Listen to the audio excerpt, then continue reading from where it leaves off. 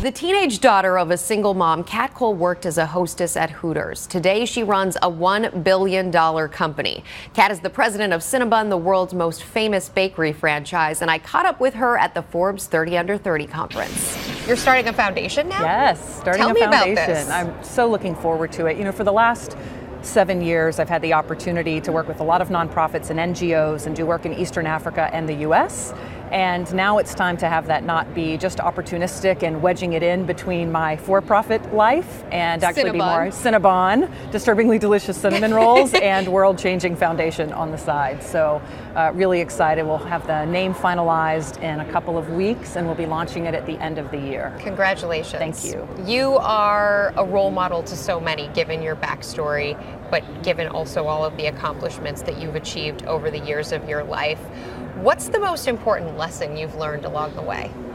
The most important lesson for me is still that voice in my head from my mom, which is, don't you dare ever forget where you came from, but don't you dare let it define you. And this concept of don't forget where you came from, but don't let it define you is something that I apply to my personal life, as evidenced by evolving to now start a foundation, but it's also the exact principle I have used to build a team and build a global multi-channel food brand with Cinnabon. When you think about all of the decisions that you have made along the way, what are some of the keys that stand out to you, the smartest things, the best decisions you've made? Some of the best decisions I've made have been about choosing the way I want to deal with a situation or a circumstance. I remember I had an executive I was working with back when I was working at Hooters, and the dynamic wasn't very positive, and I was pretty sad when I would go home. I didn't feel valued and included during a short period of time, and I had a choice: stay and complain and deal with it, or leave. And I really struggled with the whole notion of leaving, of quitting. But I made the choice to stay on that path, but to define myself. I would go to work and have some struggles, but over time I learned that I'm not just defined by my job. As long as I'm giving to others and doing some good in the world, that actually helps me be a more confident and poised executive. Let's talk a little Cinnabon. Yes. What is the craziest flavor you have come up with in that test kitchen? The craziest flavor we have come up with in the test kitchen is infusing seaweed into the dough. Seaweed? Really trying to push the dough's limits to figure out what are some of the flavors that might be really exciting in the mini version for Japan and other parts of Asia. How did that taste? Interesting, but I have to remember I'm not the customer.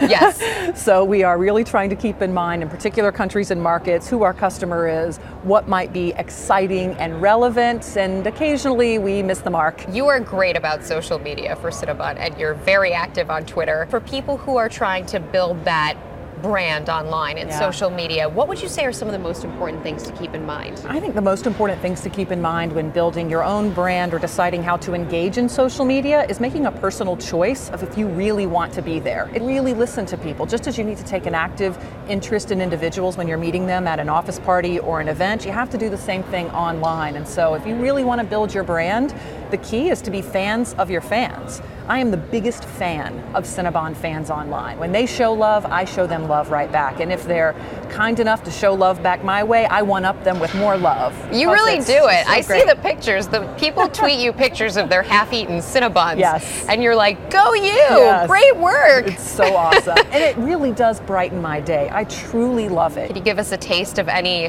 new Cinnabon type products that are coming out soon? Yes. Oh, cool. Yes. So we have just launched the Cinnabon Bon Bake Shop, which is where we only have teeny tiny little Cinnabons with 8 or 9 different flavors, such as s'mores and birthday cake and Oreo frosting and all kinds of fun stuff. So lots of flavored frostings, and we have new products in partnership with Pillsbury that are coming out. We've got a pumpkin made with Cinnabon cinnamon rolls out right now, and so flavors and fun with flavors, and just, you know, living the mantra, life needs frosting, and so that's showing up in every product line that we have, and of course expanding into some pretty exciting new countries. Thank you so much for joining us for Real Biz. We want to hear from you. Is there a special woman in your life that is giving back to your community? Tell us about her. Like us, tweet us at Rebecca Jarvis, and comment below. And from the studios in New York City, I'm Rebecca Jarvis. Have a great day.